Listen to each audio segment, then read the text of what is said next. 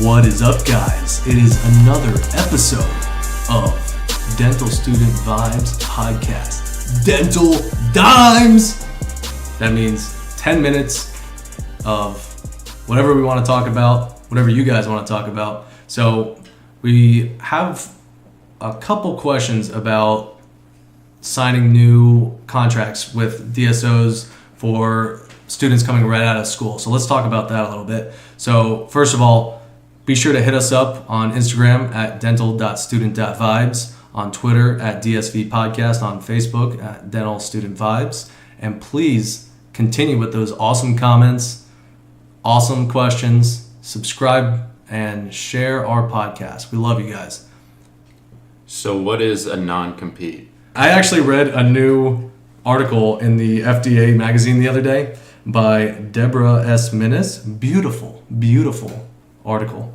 And she's basically talking about what are the laws about non-competes.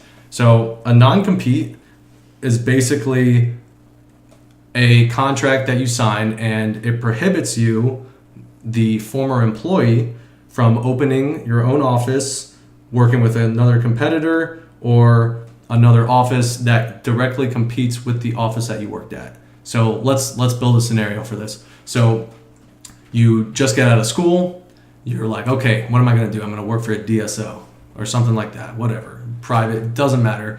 Usually they're going to want you to sign a non-compete, okay? So a non-compete, you're not going to be able to go across the street after a year or two from working for them and open up your own office or anything in that sort of range. Like I said, you can't open your own office. You can't work for a competitor. That's also under a non-compete agreement. So we're going to talk here. There's kind of three different agreements that you would make with your employer. You have a non-compete agreement, a non-disclosure agreement, and finally a non-solicitation agreement. So I just told you what a non-compete agreement is. That's kind of the broadest agreement that you would make with an employer. Okay. Next, we have a non-disclosure agreement. Okay, so a non-disclosure agreement, you can kind of guess what it is. Can you guess, Qasim? You just can't disclose any of the information that you have regarding your patients? Exactly. Okay. So you can't disclose any information, or it's about the patients, or anything about the practice, right? So you can't go around telling people how much somebody makes, how much, how many, whatever you could possibly think of. But that's what's going to be in a non-disclosure agreement. I would say that this is more geared towards information. Yeah. You can kind of think of it like, if somebody's got a trade secret of how they have their systems or something like that. I don't know. But that would be non-disclosure agreement. Okay. So we have non-disclosure and non-compete so far. And then the third one is the non-solicitation agreement. And that's basically what it's doing is prohibiting the person who worked at the company or for the private office from taking any of the patients away from the office, correct? Right. So you can't go, say you're still working as an associate at a practice, right? You can't tell those patients, hey, by the way, I'm coming here and then I'm taking you with me, or I want you to come with me. Right. So that's my understanding, is that correct? Yeah, that's exactly it. You can't contact the patients or the employees. So when you move away from whatever practice that you are working at, you can't, like you just said, bring the patients to your practice. You can't bring the employees to your practice.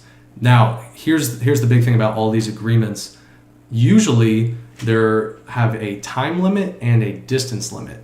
So nobody's going to make a non-disclosure, non-compete, or non-solicitation agreement for 100 miles. Usually, from what we've seen, and we've had a lot of different dental companies, dental offices come into our school, and we ask them these questions. What is your guys' non-compete, non-solicitation, whatever agreement like?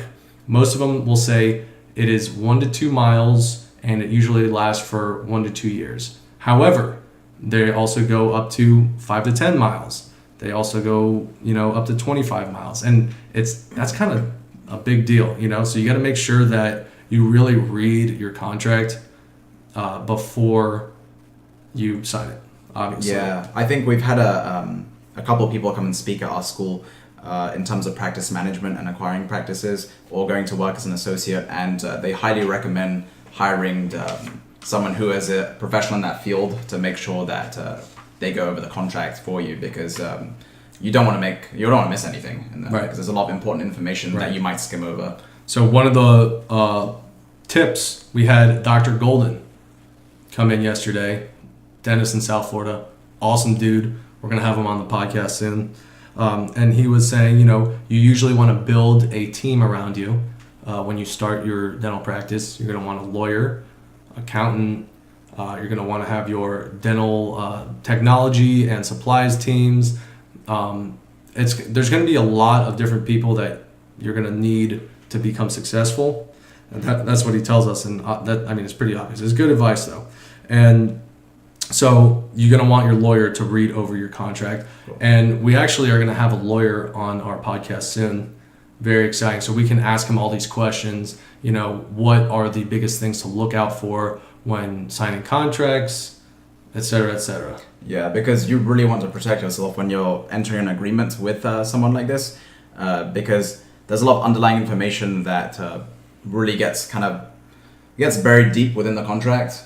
And you might not pass over that. So it's definitely important to, and we're going to ask the lawyer all the questions, like Seth said, right. to make sure that we get the right information. And another thing, just to throw in here, with the non-compete, non-disclosure, non-solicitation agreements. Okay, let me go back on what I was saying about distances. The non-compete is going to be the one that has to do with the distance, how far away you can work.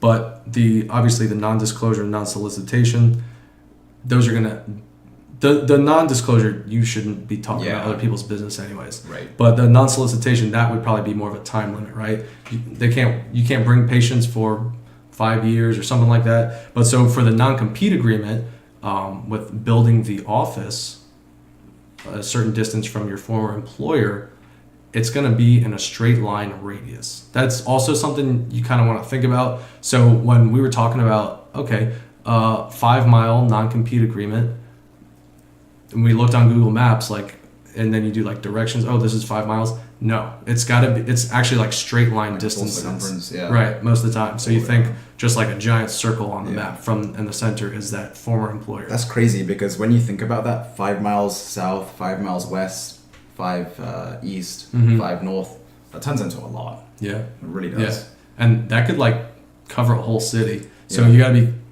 you gotta think about where you're gonna practice before or after your associateship. I guess you're not going to practice before your associateship. Well, I thought this was actually a very interesting point, the non-solicitation agreement, because I was aware that, obviously there are certain ways that you have to hire your staff, but, it's kind of something that you almost might not think about, especially when there might be staff members that you really like and they get along well with you as well, but they're locked down to where you can't have them come into the practice with you as well when you move over. Right. So George, does this all is a good explanation, right? Yeah, it was a good explanation. I just have one question on the non-solicitation. So basically with that agreement, you're not allowed to contact any of your previous patients. Am I correct? Right. No previous patients What and if, the employees as well. Usually. Okay. It's written in the terms of the non-solicitation agreement. Say you go somewhere else and they come to you, can you still get in trouble for that? Or That's a great question. I'm so without pretty you sure knowing, you can get in trouble. You would have to tell the patient, or either face to face if they come into your office, I have a non-solicitation agreement, because you can do it and you can get away with it, but technically if you sign that contract, the former employer can sue you. Okay. Yeah, and a lot of dentists that I've spoken to, that's why they stress the importance of good notes for each patient, because you want to document everything that you have down for them, because that's a legal document. Right. So you really need to make sure that you have the accurate information down over there. So whatever took place, then you're protected as well. Right. So I hope this is a good summary of these different types of agreements that you'll make with an employer: a non-compete agreement, non-disclosure agreement, and also a non-solicitation agreement.